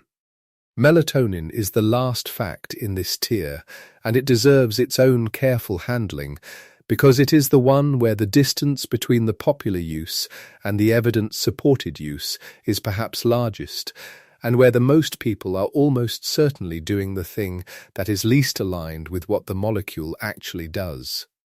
Melatonin is a hormone produced by the pineal gland, a small structure deep in the brain, and it is released in response to darkness. Its function is not sedation. That is the crucial starting point. Melatonin does not make you sleepy in the direct pharmacological way that a sedative does, the way alcohol or a sleeping pill makes you sleepy by acting on receptors that directly suppress neural activity. Melatonin is a signal. It is the body's internal announcement that darkness has arrived and that it is time for the circadian clock to begin the transition towards sleep. It is the messenger, not the force. The distinction matters enormously when you look at how melatonin is typically sold and typically used. Over-the-counter melatonin in the United States is widely available in doses of 5 milligrams and 10 milligrams. These are the doses that most people who take melatonin before bed are taking. And these doses are relative to the amount the body produces naturally and relative to the doses that the research has found most useful for their actual purpose. dramatically high. The physiologically relevant doses, the doses at which melatonin functions as the timing signal it is designed to be, are in the range of 0.3 to 1 milligram. That is a small fraction of what is in a typical over-the-counter tablet. A meta-analysis published in 2013 in PLOS 1 by Ferricioli-Oda and colleagues looked at the evidence on exogenous melatonin and sleep onset across multiple trials. What they found was that melatonin does reduce sleep onset latency. The effect is real. But the size of the effect, on average across the studies they examined, was approximately 7 minutes. 7 minutes. Not the knockout sedative effect that many people expect and that the marketing around high-dose melatonin implicitly suggests. 7 minutes is not nothing. 7 minutes at the margin for someone who lies awake for an hour every night is worth something. But it is a far more modest effect than the position of melatonin in the cultural conversation around sleep supplements would suggest. And there is something additionally worth noting about the relationship between dose and effect. Higher doses do not produce stronger signals. A circadian clock does not receive a louder message because the concentration of melatonin is 5 or 10 times the physiological range. What supraphysiological doses may do is produce effects that are less well characterized, and because the body regulates its own hormone systems, there are open questions about what chronic exposure to very high doses of exogenous melatonin does to the sensitivity of the system over time. These questions are not fully settled. The concern is plausible enough to be worth naming and honest enough to acknowledge as not fully resolved. What melatonin is most clearly useful for, and what the research has investigated most carefully, is its use as a timing tool rather than a sedative. Taken at the right dose and at the right moment in the biological day, which is typically hours before the desired bedtime, small amounts of melatonin can shift the circadian clock forward or backward, helping to move the body's internal timing toward an earlier or later schedule. This is genuinely useful for people who travel across time zones, for shift workers, for people whose natural sleep timing is significantly displaced from when they need to be awake. Used as a timing tool at low doses, at the right moment for the right purpose, melatonin has a real and well-supported role. Used as a knockout pill, in doses of 5 or 10 milligrams, swallowed at the moment the lights go out in the hope of feeling sedated into sleep, it is doing something other than what the research supports most clearly. And the expectation of sedation that it carries is built on a misreading of what the molecule actually does inside the body. A melatonin tablet is not a small pharmaceutical sleeping pill. It is a chemical message sent at the wrong time, in a dose the body does not recognize as a physiological signal to a system that was already managing the timing of sleep without any assistance required. This does not mean that melatonin is without value, or that the people taking it have been entirely misled. The 7 minutes of average benefit in sleep onset is real. The ritual of taking something at a consistent time may itself contribute to the regularity of the pre-sleep transition. The placebo contribution to perceived sleep quality is not negligible. None of these are nothing, but they are significantly smaller than the expectation most people carry when they open a bottle of 10 milligram tablets, and the gap between expectation and reality is one of the places where the half-true tier lives. There is a particular kind of frustration that can come with sorting through this tier, because none of these claims are simple frauds. They all started somewhere real. The blue light story started with a genuine biological mechanism and a genuine study. The no evening exercise rule started with a genuine observation about vigorous late-night activity. The food advice started with a genuine association between large late meals and disrupted sleep. The melatonin story started with a genuine hormone that genuinely affects the timing of the circadian clock. The problem is not that the seeds were false. The problem is that the seeds grew into claims that are larger than the ground they grew in, and that the labels on those claims do not always tell you what they contain. Naming this is not a counsel of despair. The half-true tier is not the same as false.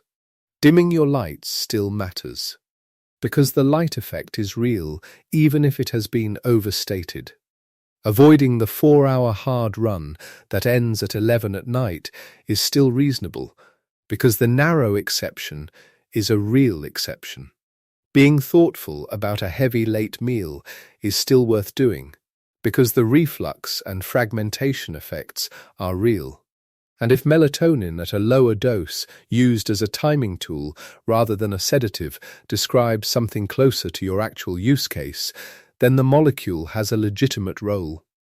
The point is not to abandon these things, but to hold them at their actual size, to expect from them what they can actually deliver, and not the larger things that the advice, enlarged in transit, has implied they deliver. Because the night is long, and the expectations we bring to it are not always calibrated to what the body can actually do inside a single hour of careful preparation. The last hour is real. Its effects on sleep onset are real. But it is working on the onset, on the entry into sleep. And the architecture of what happens after that entry is shaped by forces set much earlier. By the adenosine that has been building since morning, by the circadian timing that has been calibrated across weeks, by the accumulated habits of the nervous system built up over years. The last hour is not nothing, but it is also not everything. And knowing which it is, and where it operates, and what its actual levers are, is a more useful thing to carry into bed than the vague and ungraded list of admonitions that fills most of the space on the subject. The half-true tier, named and sized, is part of what makes the shorter list useful. Every time you note that a claim is real, but smaller than advertised, the list gets a little more honest, a little more useful, a little more fitted to the actual scale of what the hour can do. The glasses may not be doing much. The exercise ban has an important asterisk. The meal timing is more nuanced than the rule implies. The melatonin tablet is a timing signal taken in too large a dose at the wrong moment for sedative purposes. Knowing these things, you carry a more accurate map. And a more accurate map is a quieter thing to carry. There is something restful about knowing the actual size of the forces at work, about not having to hold a dozen large claims in your head and wonder which of them you have failed to honor tonight, and whether the failure is the reason for the wakefulness, and whether the wakefulness will compound into something larger. The accurate map does not require perfect compliance with a long and uncertain list. It requires attention to the things that are genuinely large, and a lighter touch with the things that are genuinely small, and an honest acknowledgement of which is which. That acknowledgement is what the next part of this night is for. Because the tier that follows the half-true is not the tier of things that are right in a smaller way than advertised. It is the tier of things that are genuinely well supported, that have the kind of evidence behind them that allows a real and modest confidence, and within that tier there are 2 or 3 things that are worth attending to with some care. And then there is the one reframe that most of the standard lists have been circling without quite arriving at. The one that pulls the whole evening into a different focus, the one that tells you what the phone is actually doing when it sits in your hand in the dark. That is the part the list has been building toward since the first fact of this night. The warm bath that cools you, the caffeine that runs backward from the pillow, the ordinary room light that reaches into the chemistry of your own brain without asking permission. The adenosine-building patient and steady through all the waking hours. And now, after the half-true tear has been given its honest size, the thing beneath the blue light story. The thing the blue light story was almost about. The thing it kept pointing toward without quite pointing at it. The list is getting shorter. The things that remain on it are the things that held up when the evidence was attached. And among those things, near the end of the night, there is one that reframes the whole conversation about devices and darkness, and the particular kind of wakefulness that modern evenings seem so reliably to produce, in a way that does not require glasses or a filter or a setting, in a way that gets at the actual mechanism rather than the surface appearance of the mechanism. But that is the next movement of the night. There is a therapy that has been tested against sleeping pills in head-to-head trials that has been evaluated in the peer-reviewed literature over decades that the American Academy of Sleep Medicine and the American College of Physicians both now recommend as the first-line treatment for chronic insomnia, meaning the thing to try before medication, not after it.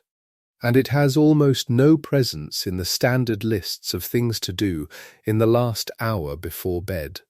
The lists have the chamomile, and they have the warm milk, and they have the blue light glasses, and they have the vague instruction to relax and put your phone down.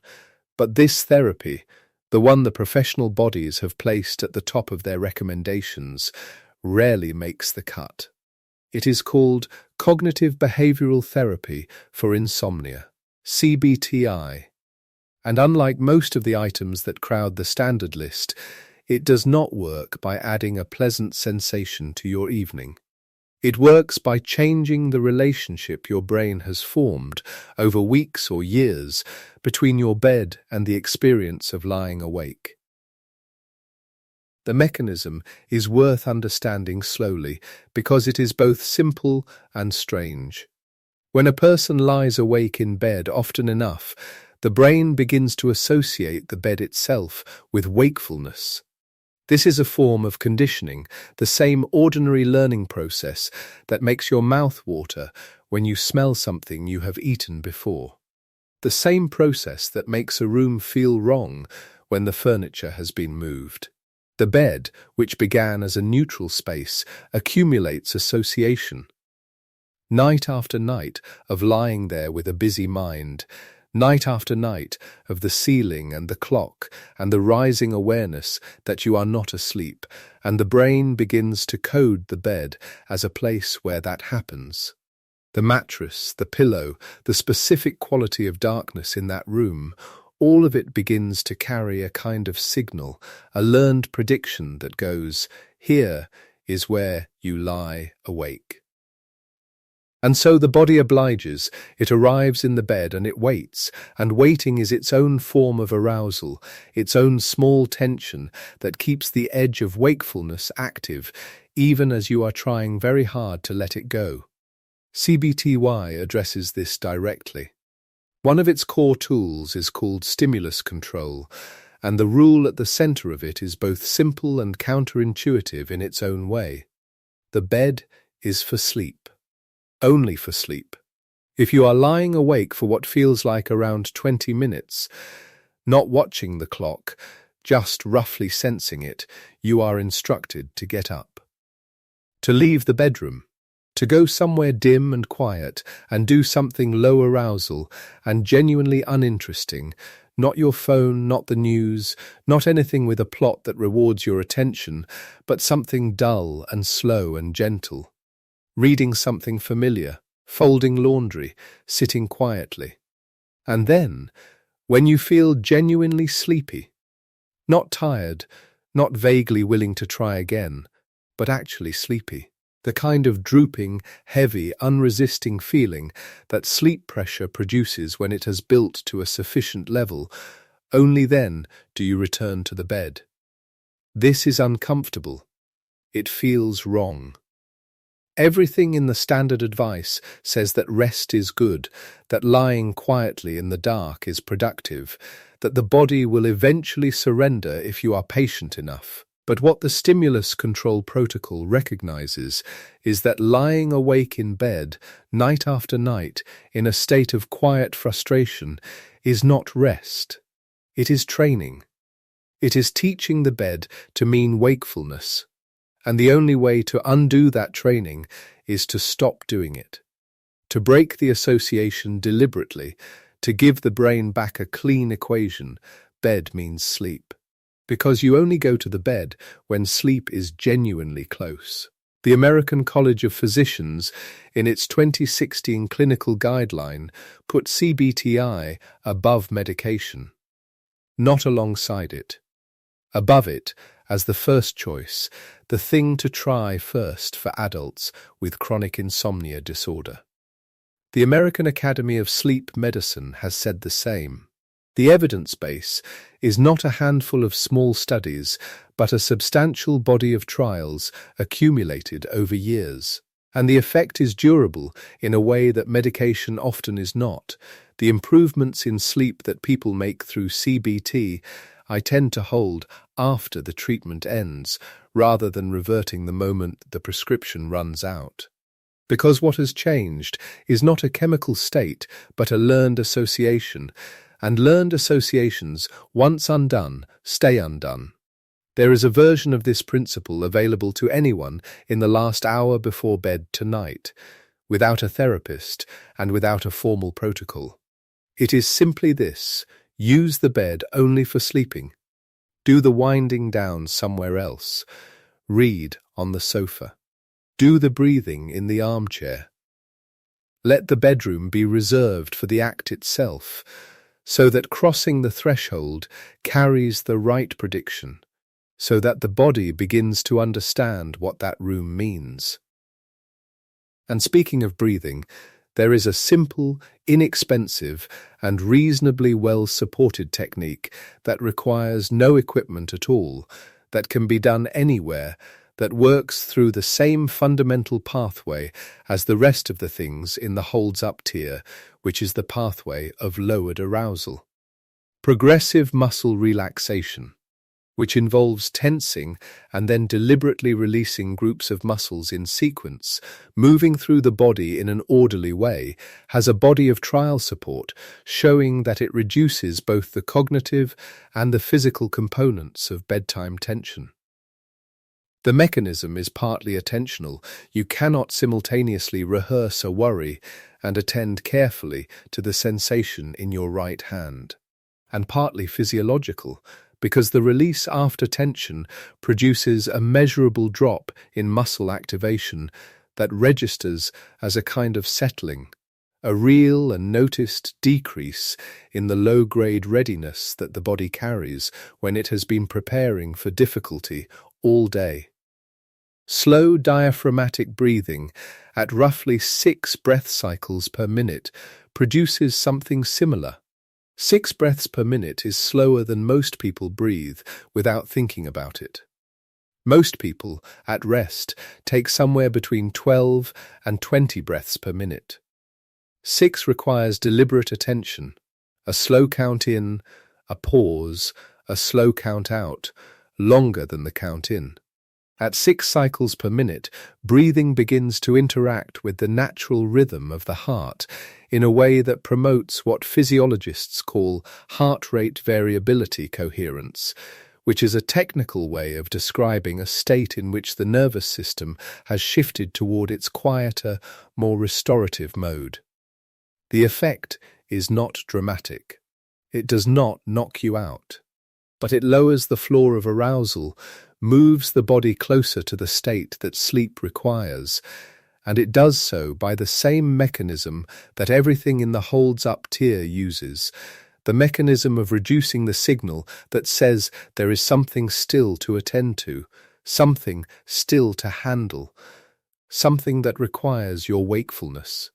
These techniques work because the barrier to sleep in most healthy people on most ordinary nights is not a deficit of tiredness, it is an excess of activation. The sleep pressure is there. The circadian signal is there. The adenosine has been building patiently since morning. The machinery is ready. What stands between you and the sleep your body has been manufacturing all day is not the absence of sleepiness, but the presence of enough arousal to keep the threshold from being crossed. And anything that lowers that threshold, the warm bath that pulls heat from the core, the dimmed light that stops blocking the melatonin, the caffeine that has been allowed to fall by half enough times. Anything that removes one more unit of activation moves the body one step closer to the crossing. Now, there is one more thing in the last hour that does the opposite. One more thing that adds arousal with remarkable efficiency and remarkable invisibility. Because it disguises itself as a passive activity. Because it feels like winding down. Because it is warm and familiar and fits in the hand. And because the thing it actually does to a waking mind has almost nothing to do with the explanation that is usually given for why it should be put away. But before that, and only briefly, there are 3 more items on the list that deserve their proper size, which is to say a small size, an honest and kind acknowledgement of what they are and what they are not, before the night moves toward its final fact. The first is the clock. Somewhere in the room, on the nightstand, on the phone face up on the bed, on the microwave visible through the door, there is a number. And if you are lying awake, you look at it, and the moment you look at it, the number does something. It is not just information. It is a calculation that the mind performs automatically, and the calculation is this: it is now this time, and I have to be up at that time, and if I am not asleep within the next however many minutes, I will have had only this many hours, which is not enough. The number triggers an arithmetic of loss.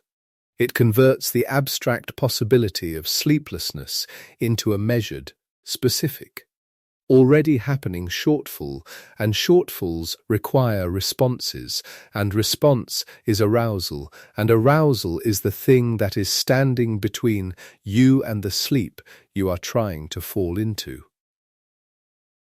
Researchers at the University of Surrey, Nora Tang and colleagues, in a 2007 study published in the behavioral sleep literature, examined the role of time monitoring in insomnia and found that people who checked the clock during the night showed higher levels of sleep-related anxiety and worse sleep onset than those who did not.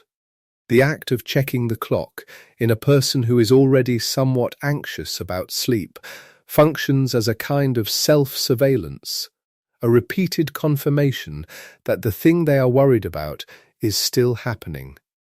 And self-surveillance is not restful. Self-surveillance is a form of vigilance. And vigilance, even low-grade vigilance, is enough to keep the arousal threshold just above the level at which sleep crosses in. The practical implication is almost absurdly simple. Turn the clock away. Face the phone face down if it is going to stay in the room, which it probably should not, but if it does. Remove the number from the visual field. The time will advance whether you are watching it or not. Your body, with its adenosine and its falling core temperature and its rising melatonin, will continue doing what it has been doing all day regardless of what the clock says. The clock adds nothing useful. It adds only the arithmetic, and the arithmetic adds only the loss calculation, and the loss calculation adds only the arousal. And the arousal is the one thing you cannot afford more of in the last hour of the night. The second item is an old one. It is the oldest piece of sleep advice in common circulation, which is perhaps why it appears on every list with such confident authority, as though longevity were the same as evidence. Count sheep. The instruction: lie in the dark, close your eyes and count sheep, one by one. The slow, patient, mental parade of identical animals, the same step, the same leap, the same woolly form, again and again, until the repetition carries you out of wakefulness and into sleep. Alison Harvey and Susanna Payne, in a study published in 2002 in the journal Behavior Research and Therapy, tested this directly. They assigned insomnia patients to 3 conditions. One group was told to distract themselves with a vivid, imagined, relaxing scene, a comfortable place, something engaging and warm and real to them.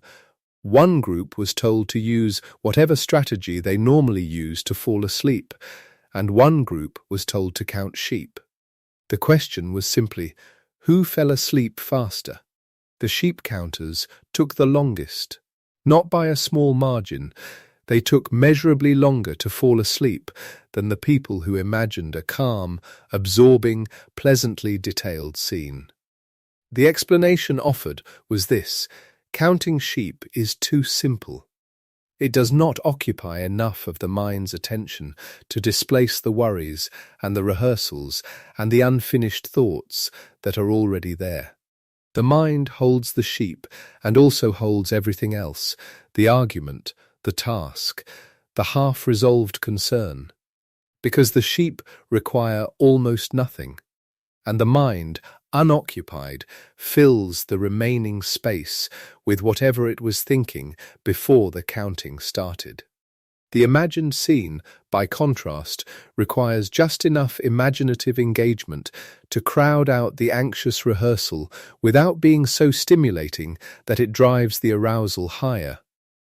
It gives the mind something real to inhabit, something sensory and warm, and just engaging enough to pull attention away from the sharp-edged thoughts and into a space that is textured and calm and fading.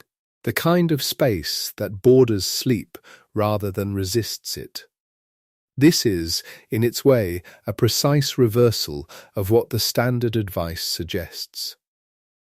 The most traditional, most universally repeated, most automatically credited piece of sleep guidance turns out, in the one experiment that tested it carefully, to make things worse. Not better. The sheep counters waited in the dark, patient and obedient, and the dark waited back. The third item is warm milk. There is a biochemical story behind warm milk as a sleep aid, and the story is real as far as it goes, which is not very far at all. Milk contains an amino acid called tryptophan.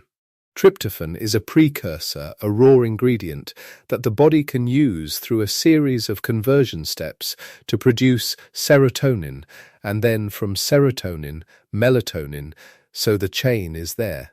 Tryptophan is in the milk, and melatonin is in the chain, and melatonin is involved in the regulation of sleep timing. The logic, stated at this level of abstraction, sounds plausible. It sounds like something that should work. But pharmacokinetics, the study of how substances move through and are used by the body, does not traffic in abstractions. It traffics in amounts and competition and the specific concentrations required to produce a measurable effect. And at the level of a glass of milk, the tryptophan content is low, and more importantly, tryptophan does not travel to the brain alone.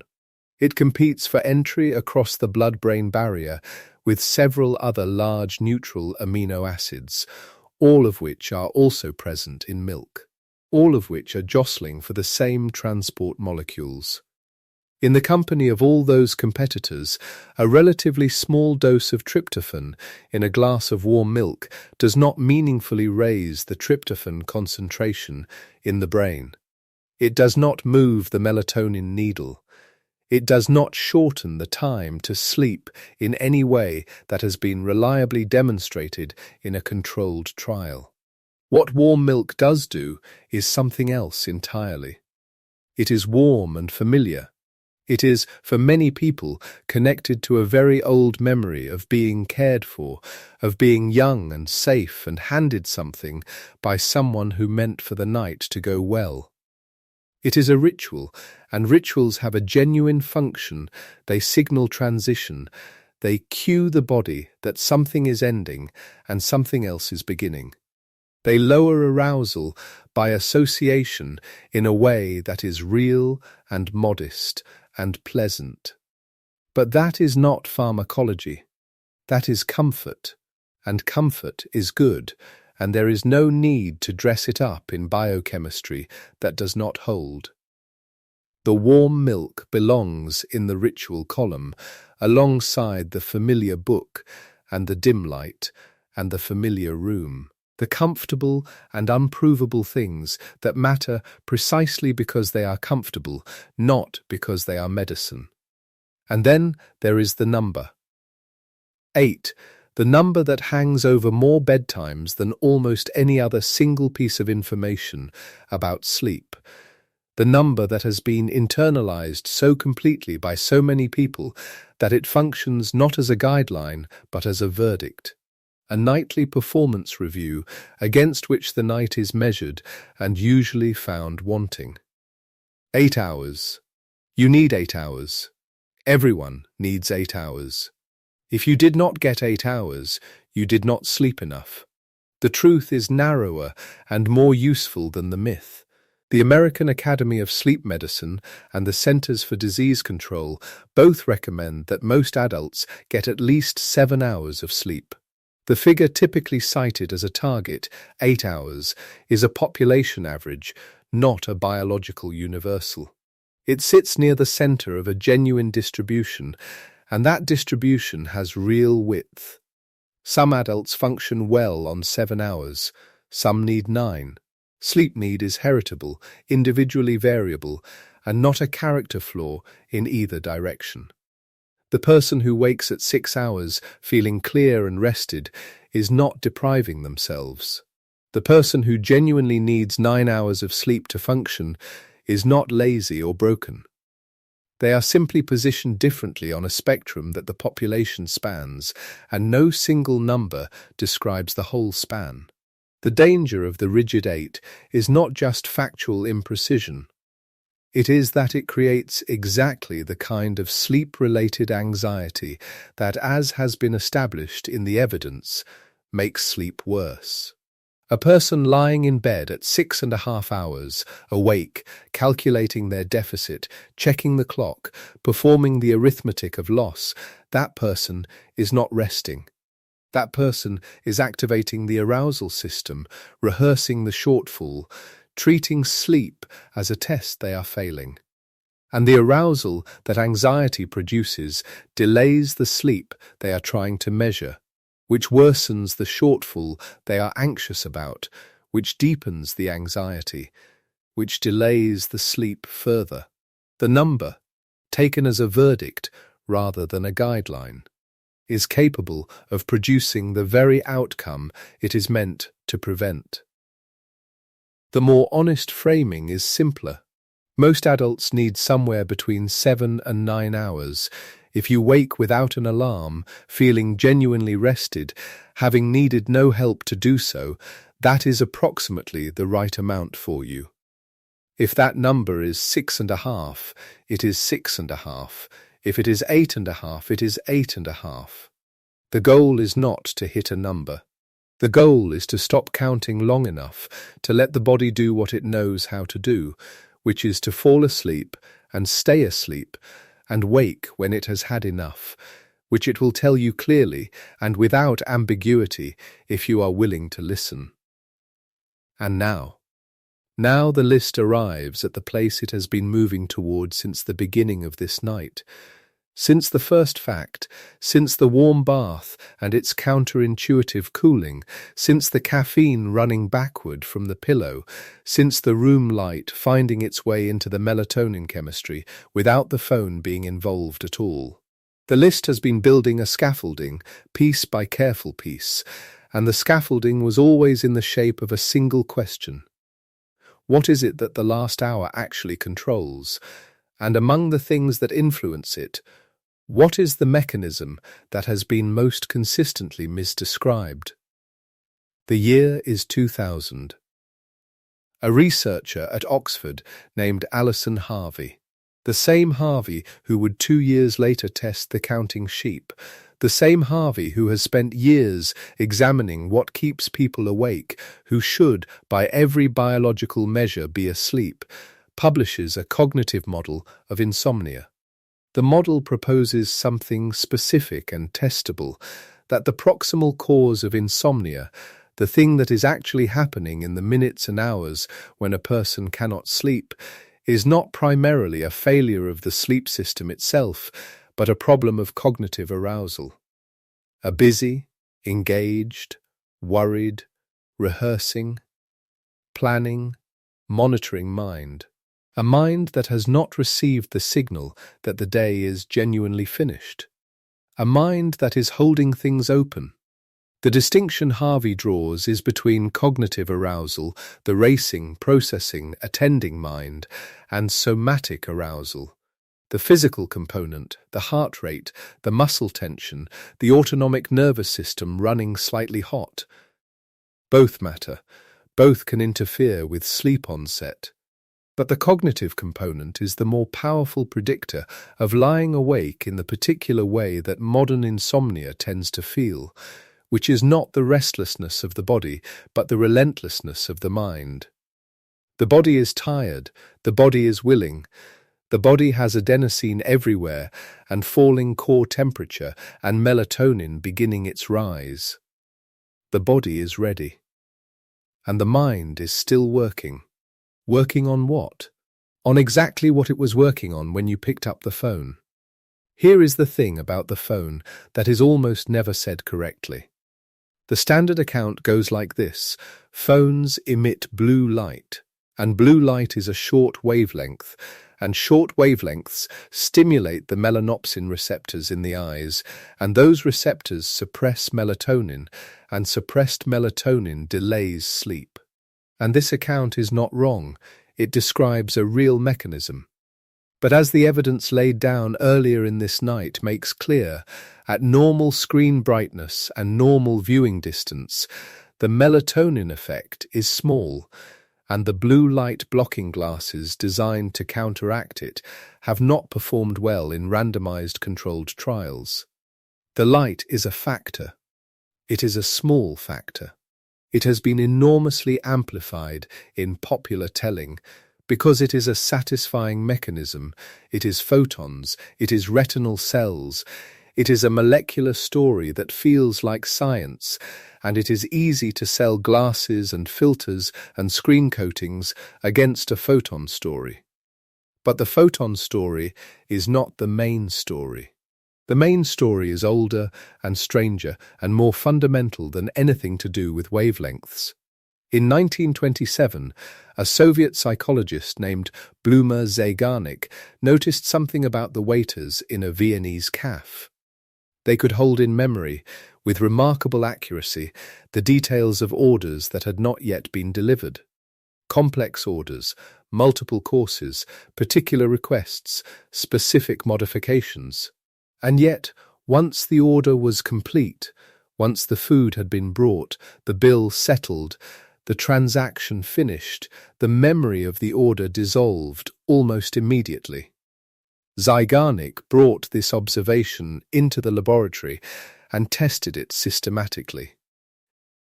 She found that unfinished tasks, tasks that had been interrupted before completion, were recalled far better than tasks that had been completed. The unfinished held a kind of grip on memory that the finished did not. The open loop persisted. The closed loop released. This finding, the Zeigarnik effect, is not merely a curiosity about waiters and memory tests. It describes something fundamental about how the mind manages its workload. The mind is a system that keeps unfinished business close, that continues to process interrupted tasks in the background, that will not fully release a thing until it has reached some form of resolution or completion. The open loop stays open, it stays available. It keeps returning to consciousness because it is coded at some level below deliberate thought as something that still requires attention. Now your phone. Your phone is, among other things, a machine specifically and brilliantly engineered to produce open loops. This is not an accident. It is, in many cases, a design feature, because open loops drive engagement. And engagement drives the metrics on which the business of phones and apps and social platforms depends. The notification that arrives and goes unanswered is an open loop. The conversation in the message thread that ended without resolution is an open loop. The article you started and put down is an open loop. The argument in the comments that you read but did not respond to is an open loop. The reel that ended on a cliffhanger is an open loop. The status update from someone whose situation you are now wondering about is an open loop. The email that arrived at 9:30 with a subject line that implies something requiring a decision is an open loop. Each of these, by Zeigarnik's finding, will persist in the memory with more grip than a finished thing. Each of them will continue to return, gently and persistently, to the surface of the mind, asking for resolution, asking for attention, asking for the act of completion that would allow it to be filed and released. And you are trying to fall asleep. Falling asleep requires the mind to do the opposite of this. It requires the mind to release, not to force itself into blankness, that is itself a kind of effort, a kind of work, but to arrive at a state of sufficient unattachedness that the sleep pressure, which is already there, can complete its work without the mind calling it back. The adenosine is pressing on every waking receptor it has accumulated over the day. The core temperature is falling. The melatonin is rising. The entire sleep system is doing its job with patience and competence, and the mind is reviewing the unfinished message, and returning to the article, and wondering about the status update, and rehearsing what it might say in response to the comment. Not because the mind is broken or willful or failing at sleep, but because this is exactly what the Zeigarnik effect predicts. The open loops are open, and the mind is doing precisely what it is supposed to do with open loops, which is hold them and return to them and seek their completion in a loop of its own that has no natural ending in the dark of a room where nothing can be resolved. This is the mechanism. This is what the phone is actually doing in the last hour before sleep. Not the photons, not the melanopsin, not the melatonin suppression, which is real but small and which a filter on the screen will only partially address because the filter does not close the loops. The phone keeps you awake because it is the most efficient open-loop generating device that has ever existed, available at full capacity in the minutes before you ask your mind to release. In the hour when release is the only thing the physiology actually needs from you. The blue light story was almost right. It was pointing at the phone. It was correct that the phone is a problem. But it identified the wrong part of the phone as the mechanism, and in doing so, it generated an enormous industry of solutions, glasses, filters, night modes, screen coatings that treat the photon while leaving the loop entirely intact. You can use the bluest filter available on your phone, reducing the short wavelength emission to near zero, and then spend 45 minutes in a comment thread that ends without resolution, and you will lie down in the dark with a mind full of unfinished things, and the melatonin, unimpeded now, will still wait for the mind to let go of what it is holding, and the mind will not let go, because it is not finished. The correction is simple to state and harder to practice.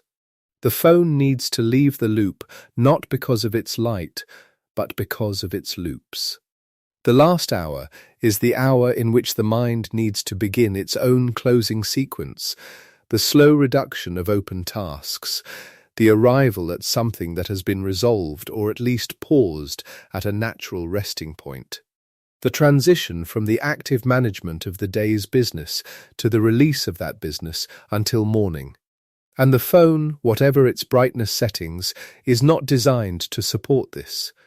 It is designed for the opposite. It is the open-loop machine, and it is very, very good at its job. Put it somewhere else. Not face down on the nightstand. Somewhere else. Not because of the light. Because of the thoughts it leaves behind, because of the unfinished arguments and the unreceived answers and the half-read things and the notifications that arrived and were not acted on, each one a small file that the mind will keep open and return to. Patient and automatic and entirely faithful to what Bluma Zeigarnik noticed in a Viennese cafe nearly 100 years ago about the persistence of unfinished things. It was never the blue light. It was the unfinished thought. And this single reframe is the thing that the list has been moving toward, the thing that the evidence grades and the half-true corrections and the folklore acknowledgements were all building the context for. Because without the context, the reframe is just another piece of advice that replaces one thing with another. And with the context, it is something different. It is the key. It is the thing that explains why the phone problem does not go away with a filter, and why the cognitive arousal is the real barrier, and why progressive muscle relaxation and imagined calm scenes work better than counting sheep, and why CBTI addresses the association between bed and wakefulness rather than adding another supplement to the routine. The whole night has been a descent toward this. The mind needs to close its loops before it can close itself, and anything you do in the last hour that opens more loops than it closes is working against the machinery rather than with it. The machinery is extraordinary. The two-process model that Alexander Borbely described in 1982, the sleep pressure of process S, the circadian signal of process C, the two curves crossing at the moment when the body finally crosses the threshold into sleep, is a piece of biological engineering that runs without your oversight, that has been running since you were born, that will run until the end, that needs almost nothing from you except the removal of the things that stand in its way. The adenosine has been accumulating since morning. The core temperature is falling, the melatonin is circulating. The circadian system, entrained by light and darkness and the regularity of your schedule, is sending the signal that this is the time, that this is when the crossing happens, that everything is ready. What the last hour asks of you is not much.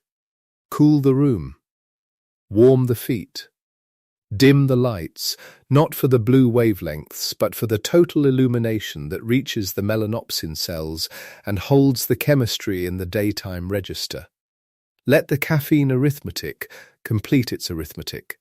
Do not ask the alcohol to help, because the help it provides in the first half of the night comes at a cost paid in the second half, and the second half is where the restorative dreaming lives. Do not check the clock. Do not count sheep. Do not put the warm milk in charge of a pharmacological job it cannot do, though if the warmth is comforting, the comfort is real. and real comfort is not nothing. Do not feel obligated to achieve exactly 8 hours as though the night were a performance review, because the number is a guideline and your body is the authority. And if sleep will not come, if you are lying in the bed and the threshold does not cross and the minutes are passing, get up. Go somewhere dim and dull. Wait for genuine sleepiness. Return when it arrives.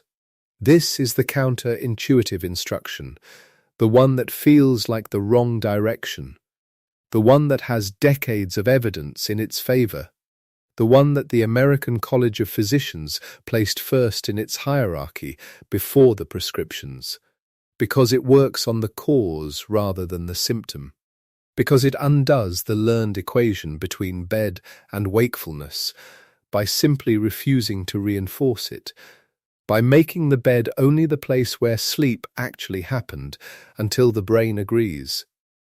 The shorter list. The things that held up when the evidence was attached. The warm bath that cools you. The caffeine arithmetic run backward from the pillow. The alcohol split night and the second half that pays the first half's debt. The adenosine building its patient pressure through every waking hour. The cool room and the warm feet and the distal to proximal gradient that opens the gate. The dim light that stops holding the chemistry in the wrong register. The consistent timing that tells the circadian system where it is in the day. The stimulus control that gives the bed back its original meaning. The slow breath that lowers the arousal floor. The imagined scene that crowds the anxious rehearsal with something warm and textured and sufficient. The phone, put elsewhere, because of what it leaves in the mind rather than what it sends into the eye. That is the list. Not 20 items at the same height, each presented with equal confidence, each dressed in the language of certainty regardless of the evidence behind it. A smaller list. A list of things that actually hold up when you press on them, things with mechanisms that can be named and studies that can be pointed to, things that work on the actual physiology rather than on the story about the physiology. A handful of them. Enough, more than enough, because any one of them, attended to with some care in the last 60 minutes, moves the body in the right direction. And several of them, practiced together over several nights, can change the whole equation. The room is quiet now.